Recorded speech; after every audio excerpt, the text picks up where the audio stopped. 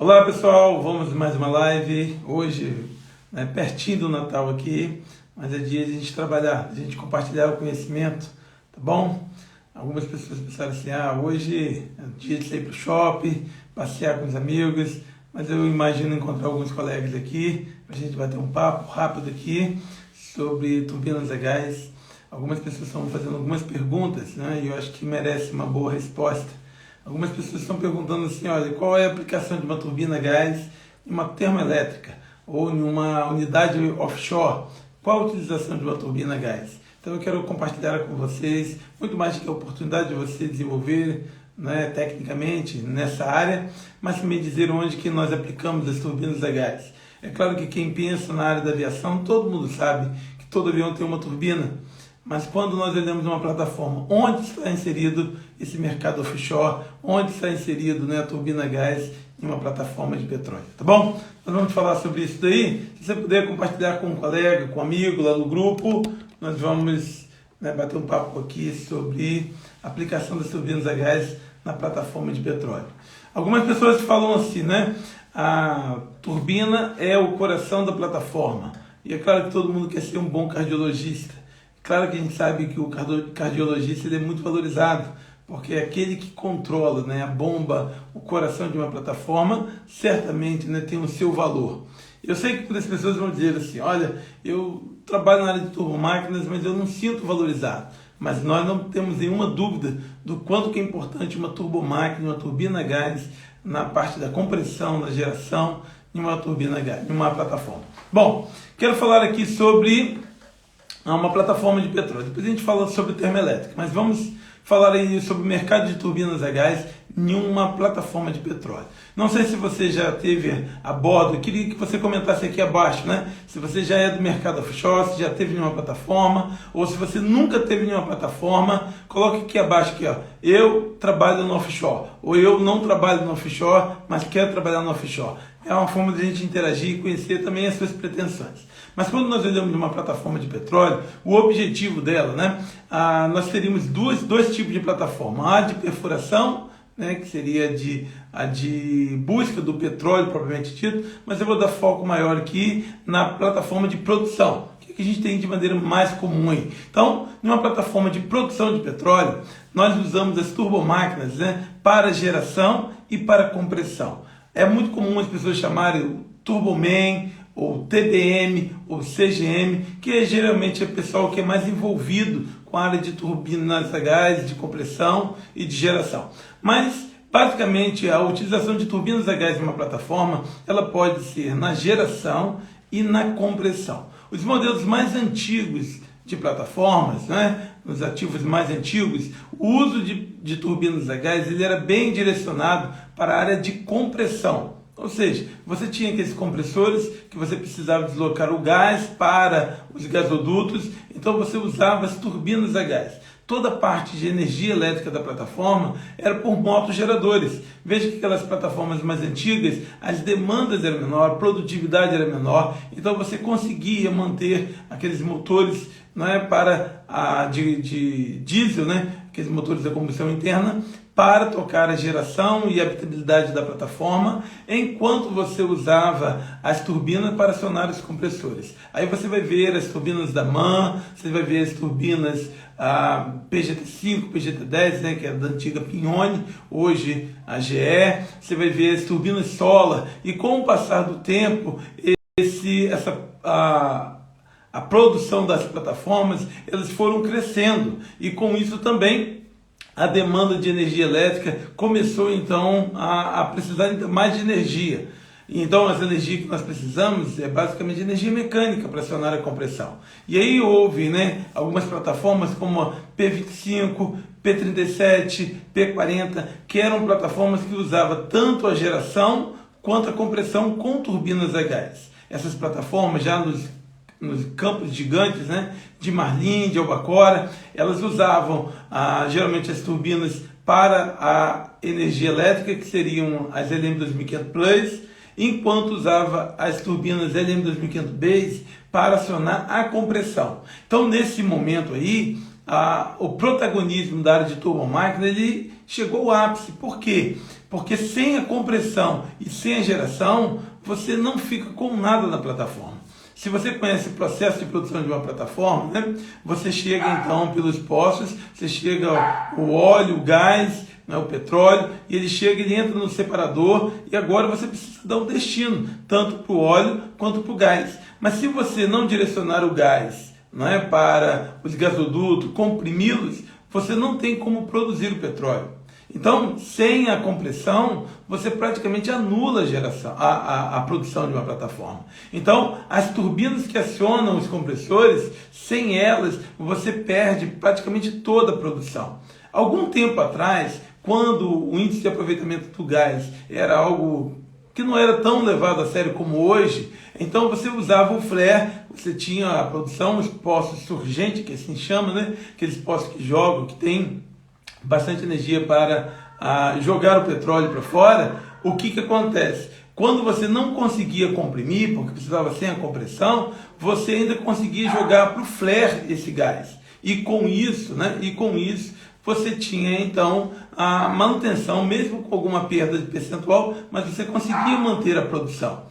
Com o avançar do tempo, né, com o índice de aproveitamento do gás sendo necessário, sendo fiscalizado, então agora, nesse cenário agora, se você não tem como comprimir e enviar esse gás para a terra pelos gasodutos, você não consegue ter produção na plataforma. Então você começa a ter problema na compressão, você então vai precisar, né, fechar os poços, reduzir a produção, praticamente zerar a produção de petróleo. O que é uma plataforma sem produção? Não é nada. Então, com isso, as exigências da área de turbomáquina passaram a ser maiores ainda. Quando nós olhamos o cenário atual agora, principalmente com o pré-sal, você vai ver que você precisa ainda mais do cenário de turbomáquina. Por quê? Toda a parte de geração, ela é com as turbinas a gás. Você tem geração auxiliar e geração de emergência, que são motogeradores, mas eles são apenas para garantir a habitabilidade da plataforma. Toda a produção, ela requer o uso das turbinas para acionar os geradores. Então, para que você tenha maior confiabilidade na compressão, foi então atribuído os motores. Então, a compressão atual das plataformas, elas usam as turbomáquinas, mas são motores de corrente alternada acionando esses grandes compressores. São compressores grandes, por exemplo, na faixa de 2 milhões de metros cúbicos dia, são compressores de grande potência. Alguns, né, na faixa aí até mesmo mais de 15 megawatts por compressor. Então, por trem de compressão. Então, geralmente são grandes máquinas mesmo.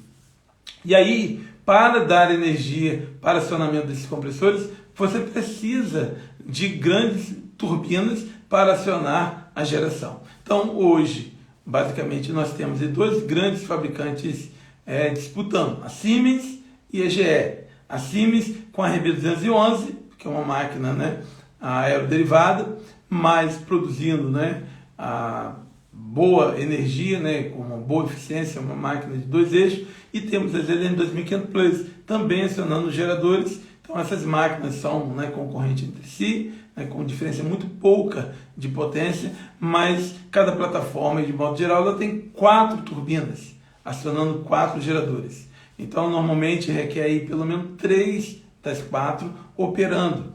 Então, imagine o desafio que é para você manter a confiabilidade e a disponibilidade dessas máquinas, sendo que você precisa manter 3 operando das 4 que você tem instalado. Então, a rotina de manutenção, de inspeção, de cuidado, de overhaul, né? Tudo isso requer muita capacitação técnica para que você possa tirar a máxima eficiência da máquina, ao mesmo tempo de sem deixá-la fora de operação ou deixá-la indisponível.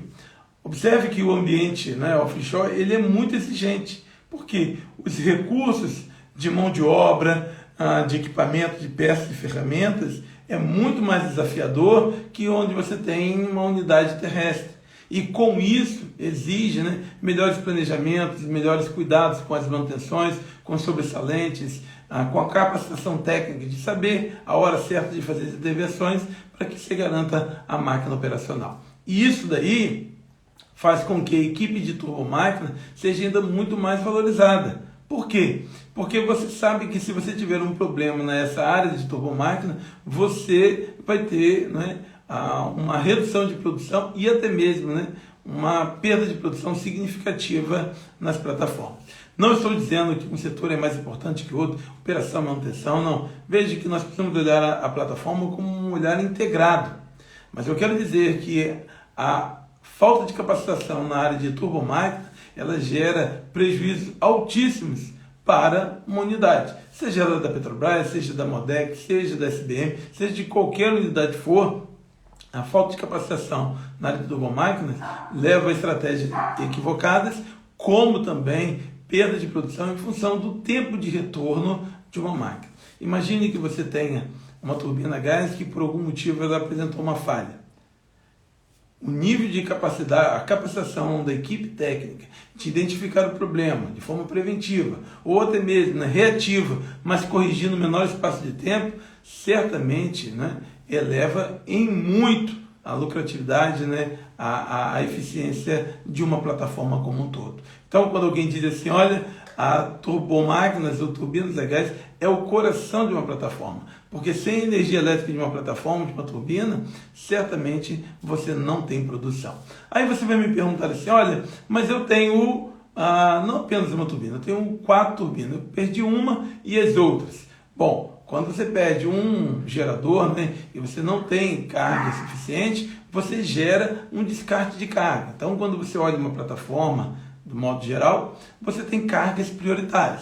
Claro que a parte mais importante de alimentação elétrica de uma plataforma é a habitabilidade, a segurança, né, é o casario, é a sala de controle. Mas então, no nível de ranqueamento, onde estão os maiores consumos? Estão justamente na área de turbomáquina, que são os compressores, né? Imagina esses compressores aí, cada compressor consumindo 15 megawatts, né? Como na P55. Eu tenho uma turbina que gera 22 megawatts, mas tem um compressor que consome 15,6 megawatts. Então é quase uma turbina para cada compressor. Então, você perder essa geração, você perde a compressão. Se você perde a compressão, mais uma vez, volta àquilo que a gente falou no início. Se você perdeu a compressão, você também perdeu a produção. Porque sem comprimir, você não consegue produzir petróleo. Então, veja que tudo isso está envolto na área de turbomáquina. Por isso que um profissional capacitado, experiente, ele sabe o valor que ele tem no contexto de uma plataforma. E não apenas ele, mas o GPLAT, os coordenadores, toda a gerência, todos os colaboradores vão saber a priorização. Mas é claro, né? Não é simplesmente que você trabalha no setor, mas é porque você domina aquele conhecimento, aquele expertise. Tá certo? Então, quando você ouvir assim, ó, poxa, por que falam que turbomáquina ou as turbinas, elas são o coração da plataforma? Por que a turbina é o coração da plataforma? Porque ela, né, parando, ela para por completo aí uma produção em uma plataforma aí. Tá certo? Então, lembre-se bem. Bom, algumas pessoas me perguntam também, olha, por que as turbinas hoje não são utilizadas para o uso na compressão, como tem na Enxern, Pargo, nas plataformas P37, P25. Bom, faz parte de uma otimização dos processos. Depois de um determinado tempo, alguns estudos apontaram que os compressores seriam muito melhor aproveitados se eles fossem acionados por motores elétricos. E isso, visto que motores elétricos eles têm altíssimas confiabilidade. Um motor elétrico ele tem uma confiabilidade altíssima, né? A chance de falha do motor elétrico ela é muito menor do que uma turbina.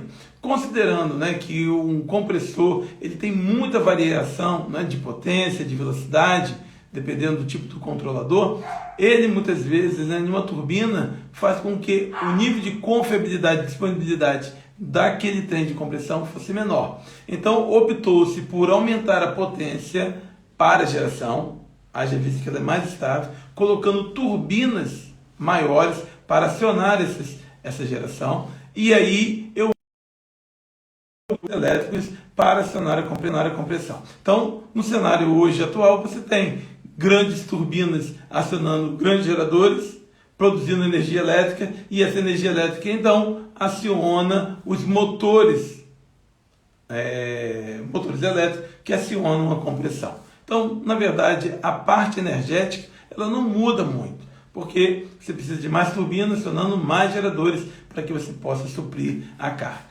A modulação mais comum que você tem são 4 TGs, ou 4 turbogeradores, acionando 3 motocompressores. Então você teria 3 turbinas operando em tempo contínuo. É claro que em alguns casos você precisa, por demanda, operar o 4º TG, mas de modo geral opera 3 das 4, enquanto você opera 2 dos 3. 2 turbocompressores, ou 2 motocompressores, acionados por 3 turbogeradores. Então essa é a configuração mais padrão que tem. Com a realidade agora do pré-sal, você acaba tendo algo diferente, que seria alguns outros compressores, por exemplo, compressores de CO2. Então você tem outros compressores sendo acionados por turbina. Então varia muito de composição de cada plataforma. Você olhando uma plataforma, você precisa olhar e ver, tentar entender como que é a configuração dela, tanto da geração, quanto da compressão, quanto também da unidade recuperadora de vapor, que também ela está dentro desse segmento de turbinas H, de turbomáquina, né? Porque são os motocompressores, os chamados booster, que pega o gás residual e vai então jogar ele a 7 a 8 bar para que possa ser comprimido. Bom, uma outra coisa também que vale a pena a gente falar sobre turbomáquinas, né, é que não fica apenas na geração. Algumas pessoas pensam assim, o universo de trabalho é apenas as turbinas. Não, mas um profissional de turbomáquinas, ele é um profissional muito amplo, porque ele tem que cuidar das turbinas, mas também das caixas redutoras ou caixas multiplicadoras. Ele precisa cuidar também dos geradores. Se você tem compressão, você precisa cuidar, né, dos compressores. E aí, quando a gente olha compressores, há uma infinidade de equipamentos ali. Não apenas o compressor propriamente dito, centrífugo, mas os sistemas auxiliares de lubrificação, de selagem. Quanta oportunidade a gente tem no sistema de compressão através da selagem, né? Um selo seco ou selo a óleo, tudo isso aí são oportunidades na área de turbomáquina. Também na área de motores, por mais que seja assim, olha, eu não sou eletricista, mas não apenas as oportunidades na parte elétrica, mas também na parte mecânica. Já visto que esses motores, né, são muito grandes, então eles precisam também de um apoio ou de um conhecimento técnico na área de mancais, na área de vibração, na área de alinhamento. Tudo isso, né, envolve um campo muito amplo que dá para que a gente possa desenvolver e crescer nessas atividades. O tipo de compressores que a gente tem, né, nas plataformas são compressores centrífugos e normalmente de 3 seções, né?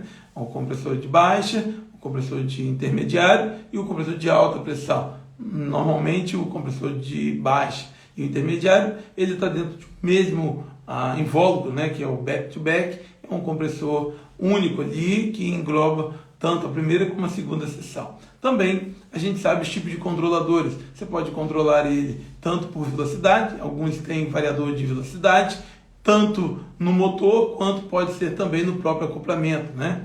Agora você tem também os que são de velocidade fixa, e esse de velocidade fixa você tem estrangulamento de pressão, tanto a montante, seja, né, na sucção, você faz o controle de vazão dele pela sucção, como também você pode fazer o controle de pressão a jusante, e aí você precisa considerar os reciclos.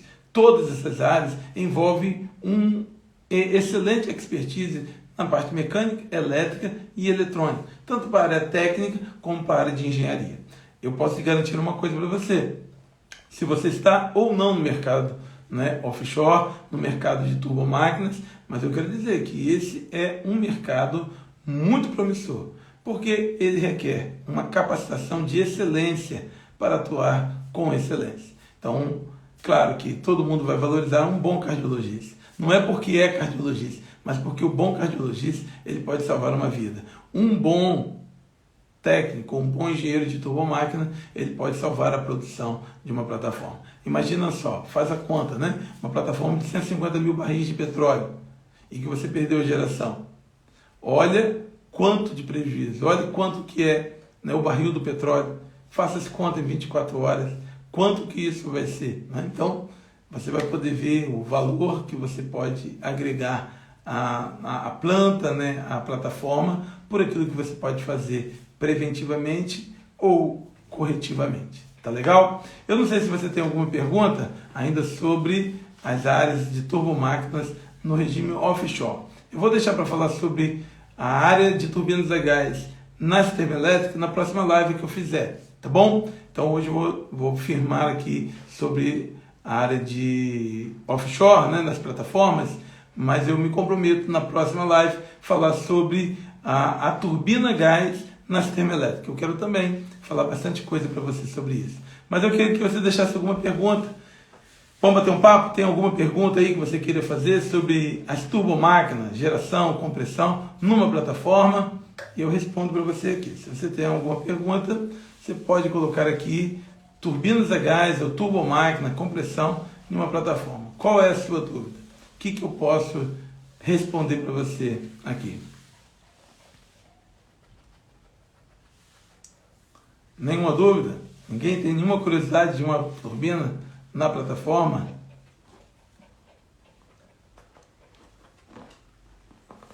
Eu vou esperar ainda mais um pouquinho. Se alguém tiver alguma pergunta, pode colocar aqui e eu respondo aí a área de turbomáquina. Alguém aqui que está aí ao vivo aí, que já trabalha na área de turbomáquina aí, em plataformas? Se tem alguém que trabalha aí, ou... Fala, Jário. Ih, Jário está na área aí, ó. Está na área de turbomáquina e plataforma aí. Qual plataforma? Põe aí a sua plataforma aí, Jário.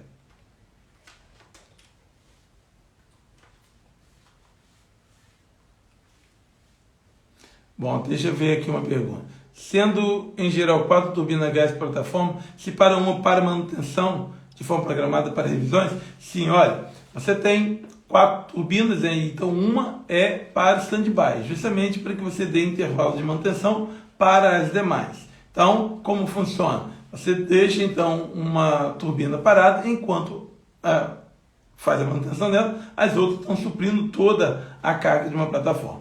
Você não pode errar nessa estratégia, porque se você não cumpre o intervalo de manutenção e você tem uma falha de uma segunda, você vai ter um não atendimento da demanda da plataforma. O que gera redução de carga, você tem que tirar algumas cargas prioritárias. Por exemplo, uma compressão, uma bomba de offload, ou outras que prejudicam a produção da plataforma.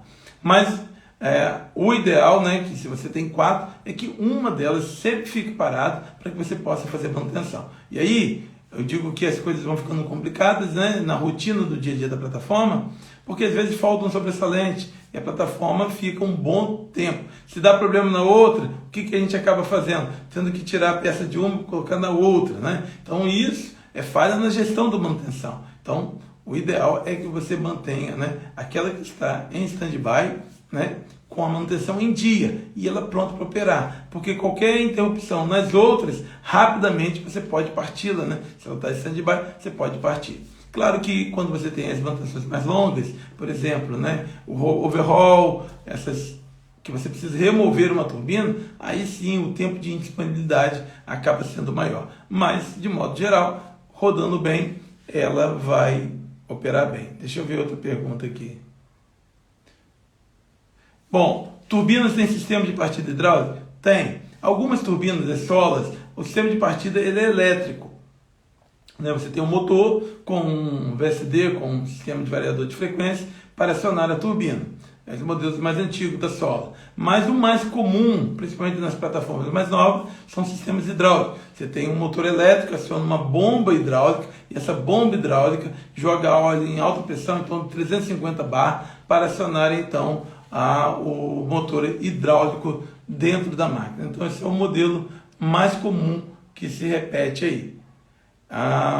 Também, pergunta aqui, sobre lubrificação. Quando sei qual é o período de substituição do óleo? Olha, boa pergunta aí.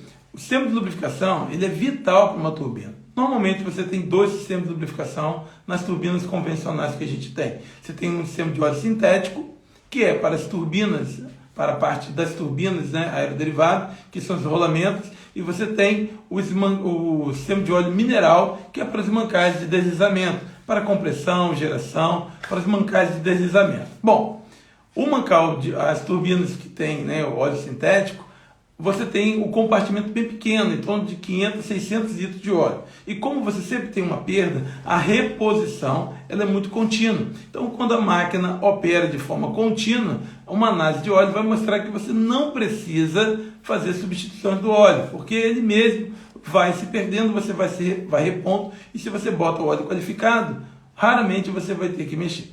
O que acontece às vezes é um furo no permutador, é um problema de contaminação, que então você perde a carga de óleo e você precisa substituir. Mas isso não é um dos maiores problemas da substituição, porque o volume é pequeno. Agora, quando a gente olha para o óleo mineral, você vai ver tanques aí em torno de 20 a 25 mil litros de óleo. 20 mil litros de óleo é muito óleo.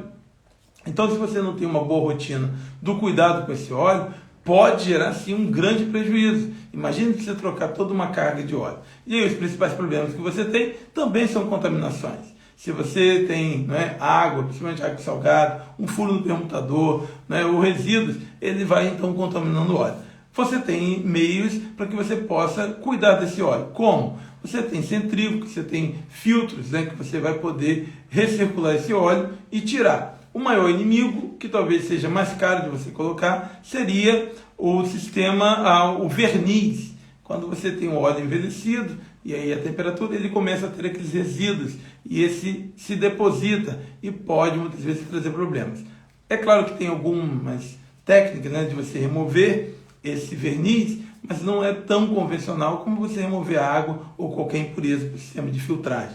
Ele precisa de um sistema químico para reagir com o verniz, diluir ele, para que você possa então remover. Então, a melhor forma de você garantir a continuidade da utilização daquele óleo é o monitoramento. Então, você coleta a amostra de óleo de tempo em tempo e faz um acompanhamento da acidez do óleo, dos contaminantes, teor de água. Então, você tem uma análise físico-química que você garante a qualidade do óleo. Então, é você tratar esse óleo para que você não tenha que substituir 20 mil litros de óleo, tirando um grande prejuízo aí. Bom, mas aí quando substituir? Quando as suas análises demonstrarem a não conformidade daquele lubrificante e você não tem meios de recondicioná-lo, ou de tratá-lo para que ele possa ser aproveitado. Bom, deixa eu ver. Trabalhando no comissionamento das turbinas P55, que legal! Eu também trabalhei nela lá, P55, uma grande plataforma, turbinas, a LM2500 com as turbinas de PT, a turbina de potência da Dresser Rent, a Vecta 40G, e também a parte de compressão que é Manturbo. Então, uma grande plataforma, uma excelente plataforma. Qual a turbina que gera mais? GE ou Siemens? Bom, esses dois grandes fabricantes são os dois grandes concorrentes, grandes players do mercado, é realmente a GE e a Siemens. A GE, ela pode integrar, ela tem uma família muito grande e diversa de máquinas, tanto nas aeroderivadas como as industriais. Então, quando nós olhamos a industrial, nós vamos ver a Frame 7, nós temos a 7FA, a 9FA, então são turbinas industriais gigantescas, usadas normalmente para dar geração em termoelétrica. No ramo das plataformas, você teria as LM2500, Base, a Plus, e também agora está sendo utilizado também as LM6000. Temos plataformas hoje utilizando as LM6000, que são máquinas aí na faixa de 45 MW. Veja que as LM2500 na faixa de 25, 27 MW, agora nós temos as LM6000 na faixa aí de 45 MW. Claro que sem injeção de água e sem resfriamento da câmara, ela dá em torno aí de 38 a 40 MW.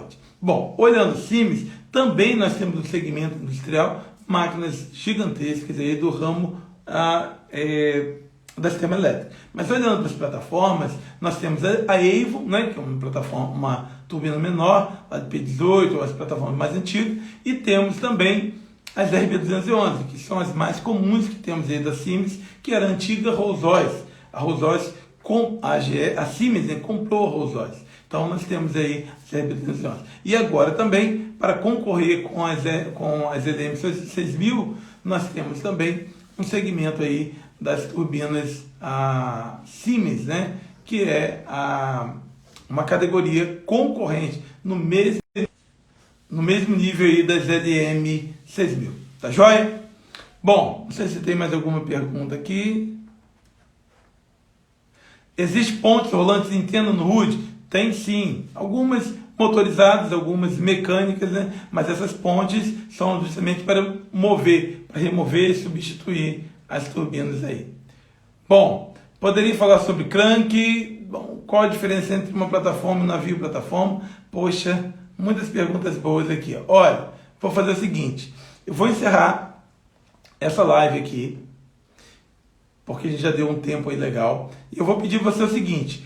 Comente, coloque a sua pergunta, essas perguntas que vocês fizeram aqui, coloque essas perguntas de novo, poste ela de novo na live que eu vou deixar salvo aqui, e eu amanhã vou responder isso tudo aí nos stories, tá bom? Amanhã eu me comprometo, eu sei que é véspera de Natal, mas se você botar as suas dúvidas aqui sobre crank, de quanto tempo é necessário uma boroscopia preventiva, põe essas dúvidas aí, ou na caixinha de perguntas que eu vou colocar, ou então através aí do próprio comentário aqui do post que eu vou fazer. E aí eu vou responder nos stories aí, e todo mundo vai poder ver aí. Tá legal?